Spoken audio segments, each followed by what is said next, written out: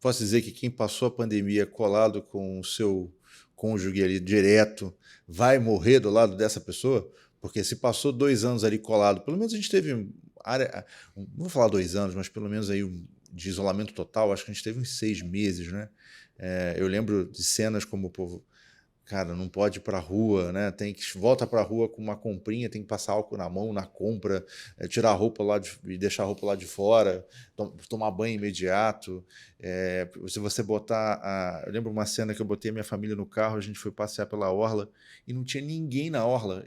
E aí eu fui abrir um pouquinho a fresta sei lá, da janela só para respirar um ar puro. Não, não, não, não abra a janela que o vírus pode entrar. Vamos só no ar-condicionado, né?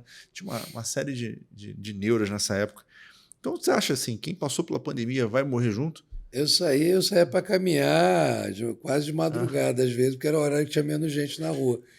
Mas muito mais pela preocupação que os outros tinham de se contaminar, porque como eu estou na área da saúde, e e depois de algum momento, a partir de 2022, no início, eu comecei a voltar a atender presencialmente e atendi muitos profissionais da saúde que trabalharam em centros de Covid. Então, assim, ou eu estava vacinado, ou eu estava imune, ou então eu estava lascado.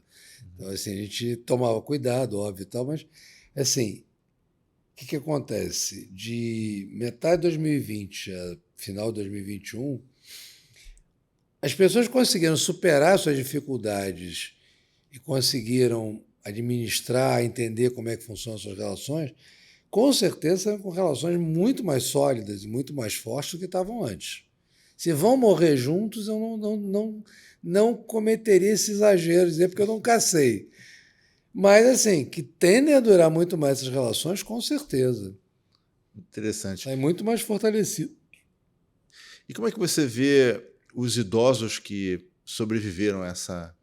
Porque era uma coisa curiosa, a gente abria a televisão, os idosos estão morrendo, os idosos estão morrendo, os números de idosos, enfim, eu só via falando de morte dos idosos e morte das pessoas que têm algum tipo de doença grave. Como é que você Ah, vê a cabeça dos idosos no os idosos pós-pandemia? ficam com a cabeça muito bagunçada, porque é exatamente o que eu estava falando mais cedo. Parte desse público que a gente aferiu os índices de depressão, parte desse público são idosos. Entre os idosos, os índices de depressão na cidade subiram muito. Primeiro, porque muitos foram colocados em isolamento forçado pelas suas famílias. Então, não conseguiram ter contato humano com praticamente ninguém. Então, saíram da pandemia com uma sensação de solidão muito grande.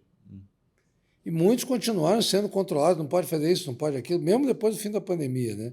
Então, assim, se sentem sob um controle, uma vigilância severa dos filhos, que aí passa a ser o fenômeno contrário. Em vez de os pais vigiarem os filhos passaram a vigiar os pais. E muitos ficaram com medo, simplesmente. Muitos eram absolutamente paranoicos da pandemia. De tudo poder se contaminar, tudo. E aí o índice de depressão sobe. Então você tem muito idoso deprimido, muito idoso com crise de ansiedade, e idosos que muitos perderam parentes próximos, perderam cônjuges, perderam pessoas conhecidas.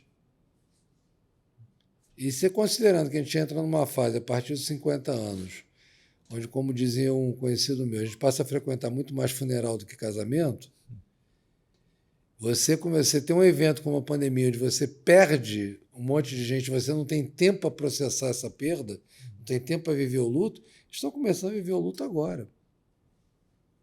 E vivendo o luto de uma maneira. Então, muitos idosos começaram a procurar terapia, que era uma coisa que era muito mais difícil de acontecer antes. Porque os idosos são muito mais resistentes à terapia, tipo assim, já estou velho, o que vai adiantar? Você tem pouco tempo de vida mesmo. Você vê que eles procuram, começam a descobrir outros sentidos para a vida, começam. Cara, tem uma transformação imensa nisso. E é um trabalho muito legal de ver. Como eu digo, quando eu fico brincando, as minhas velhinhas começam a ficar mais agitadas, começam a voltar à vida, começam a sair. E como é que funciona assim o teu trabalho? A pessoa chega lá, ela tem aquele cenário típico, né? Vou sentar no divã, vou deitar numa chaise, sei lá. Como é que na prática? Como é que funciona? Não, o divã existe, de Ah, fato, porque ele é extremamente confortável. Ele é assim, é versão no sofá, só que é muito mais confortável. Se a pessoa quer aceitar, quer sentar ou quer deitar, é a escolha dela. Grande maioria esmagadora dos meus pacientes gosta de ficar sentado olhando para mim. Eu não me incomodo em nada com isso, muito pelo contrário. Acho até bastante interessante poder observar ao longo da sessão todas as reações que a pessoa exibe, as caretas, as expressões faciais, as coisas que o corpo diz ao contrário do que a pessoa está falando, que é muito engraçado. A pessoa se desmente completamente, às vezes, com o corpo inteiro. Então, assim, aí a gente começa normalmente um processo que, como é que é? Eu trabalho a partir da psicanálise. Então, a gente trabalha a partir do relato do paciente e a partir das histórias de vida que ele traz. Então, ele começa a trazer e começa um processo que é a associação livre de ideias. Então, uma coisa vai puxando a outra, que puxa a outra, e daqui a pouco o paciente está trazendo coisas que ele simplesmente não lembrava mais que estavam na memória dele, de eventos que ele simplesmente tinha enterrado tão profundamente na memória que ele não lembrava nem que tinham acontecido. E começa a fazer a ligação entre os vários eventos que aparentemente estão desconexos e começa a ter um insight do porquê que certas questões ainda trazem um sofrimento tão grande para ele. Aí ele consegue refazer o entendimento dessas questões e consegue seguir adiante com menos sofrimento. E, em geral, as pessoas não têm um prazo, né? Assim, de tratamento. Existe prazo? Não, prazo não existe, porque é o que a gente sempre fala, a velocidade do tratamento depende da velocidade que o paciente consegue atravessar o seu próprio tratamento. Tem gente que consegue entrar está numa fase de terapia, consegue entrar e atravessar aquilo ali de uma maneira relativamente rápida. Ou a questão que ela traz não é uma coisa assim tão profunda, tão antiga, que ela não consiga lidar com aquilo num espaço de tempo, digamos assim, mais razoável do que outros, que vão levar mais tempo enfrentando, porque muitos vão chegar lá com uma queixa principal e vão acabar descobrindo outras queixas secundárias que estão conectadas ali e que precisam ser encaradas. E geralmente é uma sessão por semana, ou as pessoas fazem mais de uma por semana? Como é que funciona? Vamos lá. O tradicional hoje o regular é uma sessão por semana. Eu tenho pacientes que têm mais de uma sessão por semana? Tenho, mas são casos mais complexos e mais graves do ponto de vista do sofrimento psíquico. Então, esses casos demandam um acompanhamento mais próximo. E existe pagamento pelo plano de saúde ou, no seu caso, somente através dos pagamentos particulares? Porque eu vejo que alguns planos têm reembolso, né? A pessoa paga no particular, pede alguma coisa por fora, o plano vai e deposita, não é assim que funciona? Não, mais ou menos isso. Porque, assim, você trabalhar com convênios é muito complicado, porque os convênios eles depreciam o valor do profissional de saúde, principalmente saúde mental e outros profissionais que não são os médicos, eles jogam a tabela lá embaixo. Então é muito complicado, porque você acaba tendo que trabalhar com valores muito baixos e que vai acabar depreciando a qualidade do atendimento, que não é legal. O paciente não merece isso de jeito nenhum, porque o plano cobra dele uma grana considerável, só que paga a miséria para o profissional de saúde, e aí quer que a gente faça o meio de campo disso e não dá para fazer, chega a ser maldade com o paciente. Então, pacientes que têm plano comigo, por exemplo, eu faço o seguinte, cara, eu te dou o recibo das sessões e você entra com pedido de reembolso. Como a gente já conhece a dinâmica dos planos, a gente já fornece os recibos, os laudos e tal, tudo que o plano pede para ele não ter dor de cabeça e conseguir ter o reembolso